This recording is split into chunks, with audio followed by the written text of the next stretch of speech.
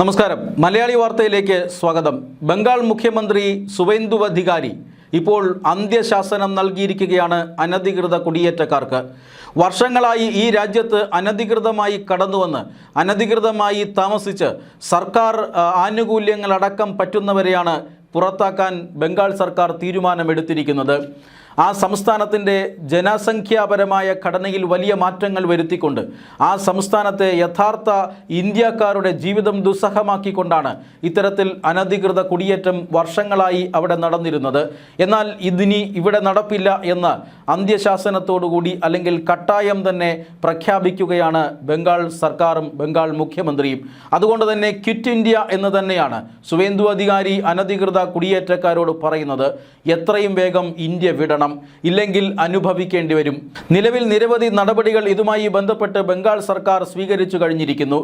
ഈ താമസം സ്ഥലം വാടകയ്ക്ക് എടുക്കുന്നതിനടക്കം ആധാർ ഉൾപ്പെടെ നിർബന്ധിതമാക്കിക്കൊണ്ട് ആ ആധാറുകൾ വിശദമായ പരിശോധനയ്ക്ക് ഇരയാക്കിക്കൊണ്ടൊക്കെയാണ് ഇപ്പോൾ അനധികൃത കുടിയേറ്റക്കാരെ കണ്ടെത്തുന്നത്. ആരെങ്കിലും അനധികൃത കുടിയേറ്റക്കാർക്ക് വാടകയ്ക്ക് വീട് നൽകിയാൽ അവർക്ക് 2 ലക്ഷം രൂപയുടെ തടവും പിഴയും ലഭിക്കുമെന്ന പ്രഖ്യാപനം വലിയ രീതിയിൽ ബംഗാളികളെ അല്ലെങ്കിൽ ബംഗ്ലാദേശുകാരെ അവിടെ നിൽക്കുന്നതിൽ നിന്നും വിലക്കുന്നു. അതുകൊണ്ട് ഇപ്പോൾ ബംഗാൾ സർക്കാരും കേന്ദ്ര സർക്കാരും പറയുന്നത് സ്വമേധയാ നിങ്ങൾ ഈ രാജ്യം വിട്ട് പോവുക. സ്വമേധയാ അങ്ങനെ പോകുന്നവർക്കെതിരെ നിയമ നടപടികൾ ഉണ്ടാകില്ല. നേരെ മറിച്ച് ഞങ്ങൾ പിടിച്ചു കഴിഞ്ഞാൽ നിയമ നടപടികൾ ഉണ്ടാകും. ഇങ്ങനെ പിടികൂടുന്നവരെ നേരെ കോടതിയിൽ ഹാജരാക്കാതെ BSFന് കൈമാറാനാണ് ബംഗാൾ സർക്കാർ നൽകിയിരിക്കുന്ന നിർദ്ദേശം. അതുകൊണ്ട് തന്നെ ഈ അന്ത്യശാസനത്തിൻ്റെ ഫലമായി സർക്കാർ കടുത്ത നടപടികൾ സ്വീകരിച്ചതോടുകൂടി ഇപ്പോൾ വൻ ജനക്കൂട്ടം ബംഗാളിൻ്റെ അതിർത്തി പ്രദേശങ്ങളിലേക്ക് ഒഴുകുകയാണ്. ഈ കിട്ടുന്നതെല്ലാം കയ്യിലെടുത്തുകൊണ്ട് സ്വന്തം രാജ്യത്തിലേക്ക് മടങ്ങുകയാണ്. പിടി വീണ് കഴിഞ്ഞാൽ ജീവിതം ദുസ്സഹമാകുമെന്നും കോൺസെൻട്രേഷൻ ക്യാമ്പുകളിലേക്ക് പോകേണ്ടി വരുമെന്നും ഇപ്പോൾ ബംഗ്ലാദേശികൾക്ക് അനധികൃത കുടിയേറ്റക്കാർക്ക് ബോധ്യം വന്നു കഴിഞ്ഞിരിക്കുന്നു. പഴയ മമതാ ബാനർജി സർക്കാരിനെ പോലെയല്ല, അവരോട് യാതൊരുവിധ അനുഭാവവും ബംഗാളിലെ സുവേന്ദു സർക്കാർ കാണിക്കില്ല. അതുകൊണ്ട് തന്നെ ഇവരെല്ലാം ഇപ്പോൾ രാജ്യം വിട്ട് പലായനം ചെയ്യാനുള്ള ഒരുക്കത്തിലാണ്. ബംഗ്ലാദേശുമായുള്ള അതിർത്തി പങ്കിടുന്ന പ്രദേശങ്ങളിലെല്ലാം ഇത്തരത്തിൽ ജനക്കൂട്ടം രാജ്യത്തിന് പുറത്തേക്ക് ഒഴുകുകയാണ്. ബംഗ്ലാദേശ് അതിർത്തി രക്ഷാ സേനയ്ക്കുമെല്ലാം വലിയ തലവേദന ഇത് സൃഷ്ടിക്കുന്നുണ്ട്. അതുകൊണ്ട് തന്നെയാണ് ബംഗ്ലാദേശ് ഔദ്യോഗികമായി ഇന്ത്യയെ ഇക്കാര്യത്തിൽ പ്രതിഷേധം അറിയിച്ചത്. എന്നാൽ ഇന്ത്യൻ വിദേശകാര്യ മന്ത്രാലയത്തിൻ്റെ പ്രതികരണം ശ്രദ്ധേയമായിരുന്നു. ഇതിൽ പ്രതിഷേധം അറിയിച്ചിട്ടൊന്നും കാര്യമില്ല. അനധികൃതമായി രാജ്യത്തിനകത്ത് തങ്ങിയാൽ തീർച്ചയായും രാജ്യത്തിൻ്റെ നിയമമനുസരിച്ച് അന്താരാഷ്ട്ര നിയമങ്ങൾക്കനുസരിച്ച് നമ്മുടെ രാജ്യവും നാട് കടത്തും. അങ്ങനെ സംഭവിച്ചാൽ അതിൽ പ്രതിഷേധം രേഖപ്പെടുത്തിയിട്ട് കാര്യമില്ല. സ്വന്തം പൗരന്മാരെ അങ്ങോട്ട് സന്തോഷത്തോടുകൂടി സ്വീകരിക്കുകയാണ് വേണ്ടത് എന്നാണ് ഇന്ത്യൻ വിദേശകാര്യ മന്ത്രാലയം നൽകിയ മറുപടി. അതുകൊണ്ട് തന്നെ സ്വമേധയാ രാജ്യം വിടാൻ ഒരുങ്ങുകയാണ് അനധികൃതമായി ബംഗാളിൽ താമസിക്കുന്ന ബംഗ്ലാദേശികൾ. ഇതിലേറ്റവും പ്രധാനപ്പെട്ട പ്രശ്നമെന്നത് ഇവരെല്ലാം എത്തിയത് 10 മിനിറ്റ് സമയം കൊണ്ടായിരുന്നു. ജീവിതത്തിൻ്റെ ഒരു ഘട്ടത്തിൽ ഇന്ത്യയിൽ നിന്നുള്ള ചില ഏജൻസികളുടെ മോഹന വാഗ്ദാനങ്ങളിൽപ്പെട്ടാണ് ഇവർ ഇങ്ങോട്ടേക്ക് ഒഴുകിയെത്തുന്നത്. ഇത്തരം ഏജൻസികളെ പരിപോഷിപ്പിച്ചിരുന്നത് തൃണമൂൽ കോൺഗ്രസ് സർക്കാർ ആയിരുന്നു. ഈ ഏജൻസികൾ മിക്കവരും തൃണമൂൽ കോൺഗ്രസ് നേതാക്കൾ തന്നെ നടത്തി വന്നിരുന്നവരായിരുന്നു. ഇവർ BSFൻ്റെ നിരീക്ഷണ സംവിധാനത്തെ അതിസൂക്ഷ്മമായി നിരീക്ഷിക്കും. പെട്രോളിങ്ങിലെ പഴുത് കണ്ടാൽ ഉടൻ തന്നെ അതിർത്തിക്കപ്പുറത്ത് കാത്തിരിക്കുന്ന അനധികൃത കുടിയേറ്റക്കാരെ നേരെ 10 മിനിറ്റ് കൊണ്ട് ഇന്ത്യയിലെത്തിക്കും. ഇന്ത്യയിലെത്തിച്ചു കഴിഞ്ഞാൽ പിന്നെ ഇവർക്ക് SSLC ബുക്ക്, അതുപോലെ തന്നെ Aadhaar, pan card, voters ID ഇങ്ങനെയുള്ള ഇന്ത്യൻ രേഖകളുടെ വ്യാജ പതിപ്പ് ഒപ്പിച്ചു കൊടുക്കും. ഈ രേഖകൾ ഉപയോഗിച്ച് പിന്നീട് ബംഗാളിലും അതുപോലെ തന്നെ രാജ്യത്തിൻ്റെ മറ്റു പല പ്രദേശങ്ങളിലും താമസമുറപ്പിക്കും. ഇവർ അവിടെയെല്ലാം തൊഴിൽ ചെയ്ത് ജീവിതം മുന്നോട്ട് കൊണ്ടുപോകും. ഇതാണ് വർഷങ്ങളായി നടന്നുകൊണ്ടിരുന്നത്. ഇന്ത്യയിലേക്ക് അനധികൃതമായി കടക്കാൻ വെറും 10 മിനിറ്റ് മാത്രമേ ആവശ്യം വന്നുള്ളൂ എന്നത് ഞെട്ടിപ്പിക്കുന്ന വിവരമാണ് ഇപ്പോൾ പുറത്തേക്ക് പോകുന്ന ബംഗ്ലാദേശികൾ പറയുന്നത്. അതായത് ഇവർക്ക് എല്ലാവിധ സൗകര്യങ്ങളും ഒത്താശകളും ചെയ്തു കൊടുത്തത് തൃണമൂൽ കോൺഗ്രസിൻ്റെ നേതാക്കളായിരുന്നു എന്നവർ ഇപ്പോൾ ആണയിട്ട് പറയുന്നുണ്ട്. മാത്രമല്ല ഇവരെല്ലാമാണ് ഇപ്പോൾ സ്വമേധയാ രാജ്യം വിടാൻ ഒരുങ്ങുന്നത്.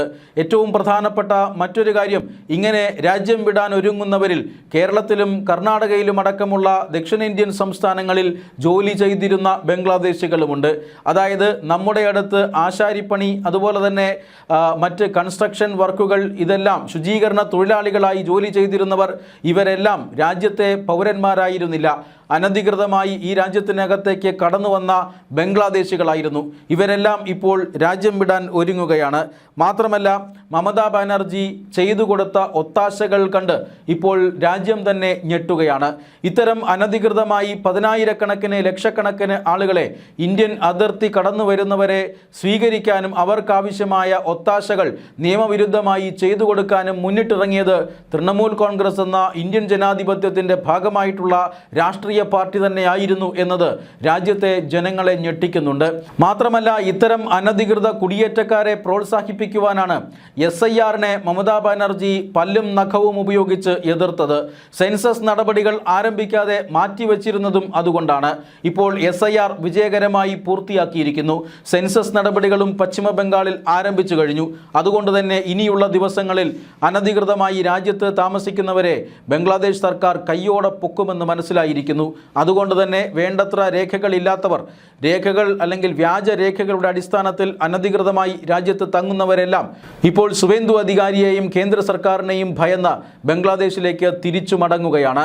ഈ കഴിഞ്ഞ ഏപ്രിൽ മാസത്തിൽ നടന്ന നിയമസഭാ തെരഞ്ഞെടുപ്പിൽ 15 വർഷം നീണ്ട മമതാ ബാനർജിയുടെ ഭരണം അവസാനിപ്പിച്ച് BJP അധികാരത്തിലെത്തിയതോടുകൂടിയാണ് ബംഗാളിൽ ഇത്തരത്തിൽ അനധികൃത കുടിയേറ്റത്തിനെതിരെ നടപടി ആരംഭിച്ചത്. ബംഗാളിലും അസമിലും അതുപോലെ തന്നെ ത്രിപുരയിലുമെല്ലാം ഇത്തരത്തിൽ അതിർത്തിയിലൂടെയുള്ള നുഴഞ്ഞുകയറ്റം അവസാനിപ്പിക്കാനുള്ള നടപടികൾ ഇപ്പോൾ കേന്ദ്ര സർക്കാർ ആരംഭിക്കുകയും ചെയ്തിരിക്കുന്നു. അതിർത്തികൾ വേലികെട്ടി സംരക്ഷിക്കാനായി ഭൂമി കൈമാറണമെന്ന് നിരന്തരം BSF മമതാ ബാനർജിയോട് ആവശ്യപ്പെട്ടിരുന്നു. പക്ഷേ അവർ അതിന് തയ്യാറായിരുന്നില്ല. ഇപ്പോൾ സുവേന്ദു അധികാരി സർക്കാർ അധികാരത്തിൽ വന്ന് മണിക്കൂറുകൾക്കകം തന്നെ ഇപ്പോഴിതാ ആ ഭൂമി BSF-ന് കൈമാറിയിരിക്കുന്നു. അവർ അവിടെ അതിർത്തി വേലി കെട്ടുന്ന ജോലികൾ ഇപ്പോൾ ആരംഭിച്ചിരിക്കുകയാണ്. ഏതാണ്ട് 78% ബംഗ്ലാദേശ് അതിർത്തികൾ വേലികെട്ടി സംരക്ഷിച്ച് കഴിഞ്ഞിരിക്കുന്നു. ഇനിയുള്ള ബാക്കിയുള്ള അതിർത്തി പ്രദേശങ്ങൾ കൂടി ഉടൻ വേലികെട്ടി തിരിക്കുമെന്ന പ്രഖ്യാപനം നടത്തിയിരിക്കുകയാണ് BSF. ഇപ്പോൾ സ്വമേധയാ മടങ്ങുന്നവർക്കെതിരെ നടപടിയുണ്ടാകില്ല എന്ന് കേന്ദ്ര സർക്കാരും പ്രഖ്യാപിച്ചിരിക്കുന്നു. അങ്ങനെ സ്വമേധയാ മടങ്ങുന്നവരുടെ ബയോമെട്രിക് വിവരങ്ങളടക്കം രാജ്യം ശേഖരിക്കുന്നുണ്ട്. അതുകൊണ്ട് തന്നെ ഇനി തിരിച്ചു പോയതിന് ശേഷം പിന്നീട് എപ്പോഴെങ്കിലും ഇന്ത്യയിലേക്ക് തിരികെ മടങ്ങാമെന്ന് വിചാരിച്ചാൽ ഇവർ കയ്യോടെ പിടിക്കപ്പെടുകയും ചെയ്യും.